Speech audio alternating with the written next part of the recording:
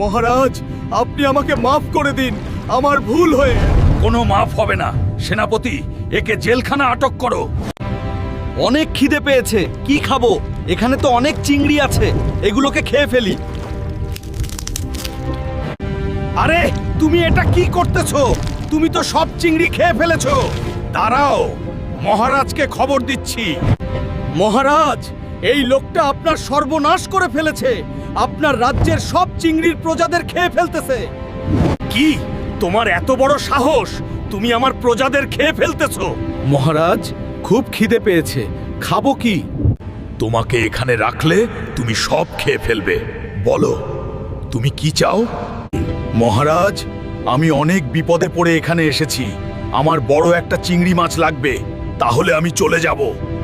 ঠিক আছে, তোমাকে আমি একটা চিংড়ি মাছ দিয়ে দিব, কিন্তু আর ভুলেও কখনো এই রাজ্যে পা দিবে না, কথাটা যেন মনে থাকে।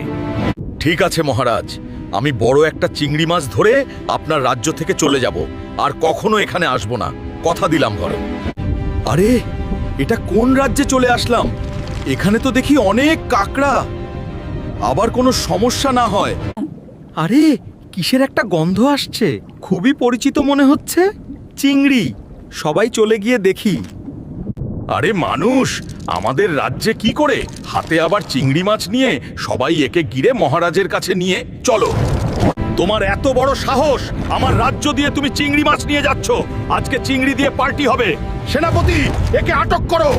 বন্ধুরা, হাল্ক কি পারবে কাকড়ার রাজ্য থেকে ফিরে আসতে? পার্ট 8 দেখতে লাইক করে পেজটা ফলো করে শেয়ার করে দাও।